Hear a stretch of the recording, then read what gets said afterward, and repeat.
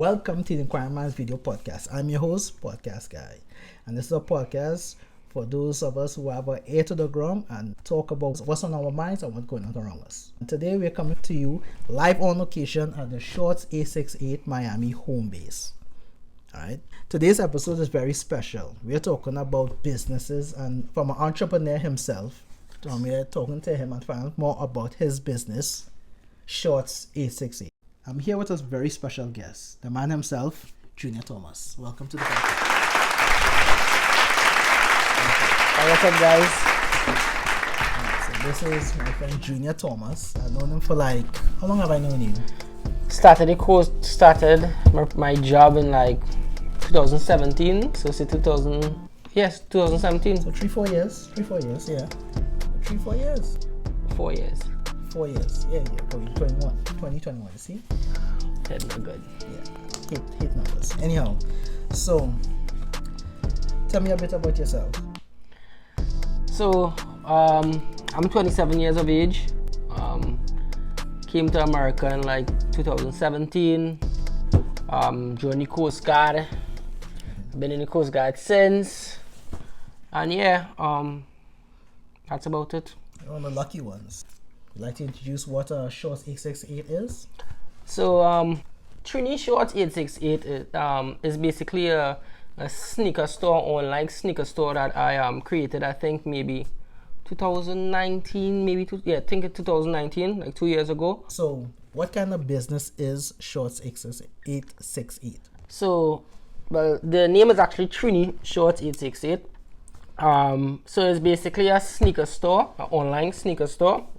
It comprises of 2 locations, the US part and the Trinidad part. So I sell sneakers in Miami, and obviously there's a location in Trinidad that sells sneakers to the people in Trinidad that obviously cannot get it. How old were you when you started this business? 2 years ago, so I guess maybe 25, 24.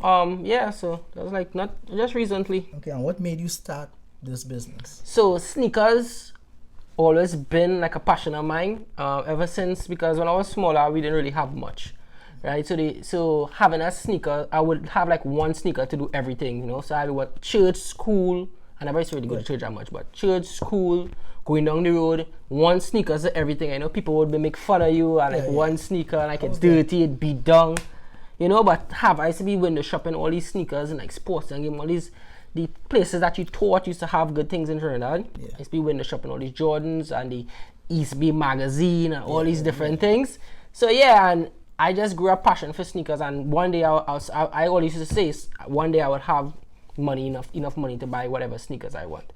And yeah, so I started loving sneakers like that, and I came to America, got a good job, and after I got on a good path, I started buying sneakers, and people always used to be like, yo, send me this sneaker, I'll pay the money for it, and I'll get your mother the money. I was just like, you know what, I could kind of build a business out of this now. Okay. I could send sneakers to people, because in Trinidad they overcharge people way crazy. So I was like, I could take this and make it into a business, and it started from WhatsApp posting up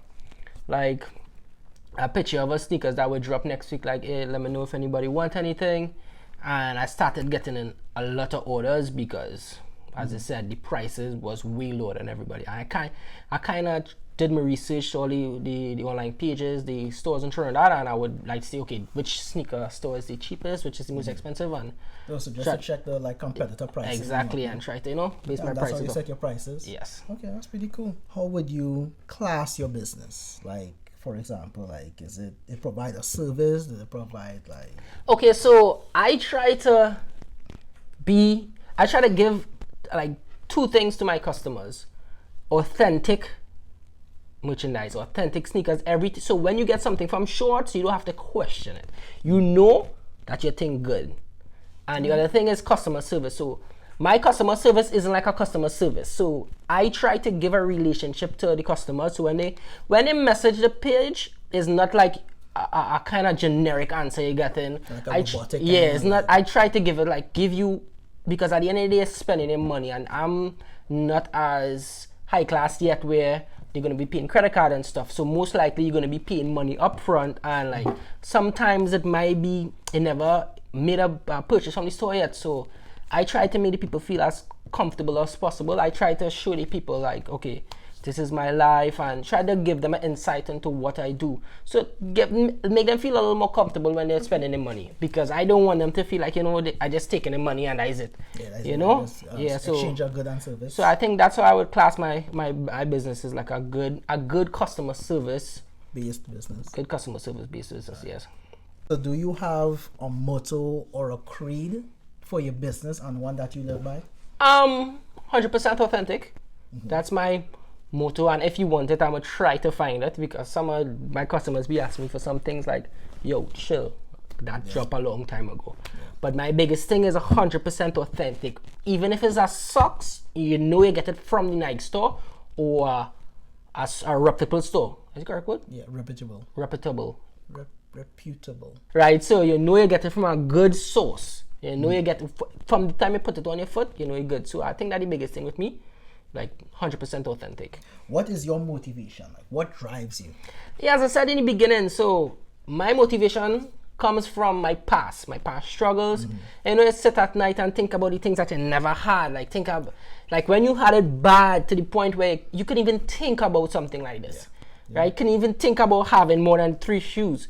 So that is my motivation, and my family, of course, and obviously the CEO for the business in Trinidad, my mother. I think she's my biggest motivation, because you look at somebody who was a single parent who raised 5 kids, and the kind of thing she did, I just tried to emulate it in my business. And she might even notice, I think this is the first time I'm saying this out loud, but everything I do in the business is offer all the things that she did for us, Motivated by your mom. Yeah, so everything that she did, I'm going to be like, yo, my mom used to do, like, so when sometimes I feel tired, I'm like, yo, I'm tired, I'm not going to go out and try to get sneakers. And I'm thinking about my mom being a single parent back in the day, and tired as hell, and used to be going and never do nothing, like never ask somebody for nothing, get it for herself. And I was like, nah, she had the energy, she had the power to do it when she was younger. I'm get up, go, it would have a good day with sales now. But so I guess my mom and my sisters and my immediate family, they are my motivation. Yeah. Okay. That's pretty cool. That's admirable. Where do you see your business in like 5 years, 10 years? Right now, the thing about me, I look ahead. So I'm trying to be the biggest sneaker plug in Trinidad and one of the biggest in South Florida. So because I have a customer base in, like me personally, I sell in South Florida, and my mother is the person who controls everything in Trinidad, because obviously I'm not over there. So I'm trying to have it like one major hub for you to come get everything.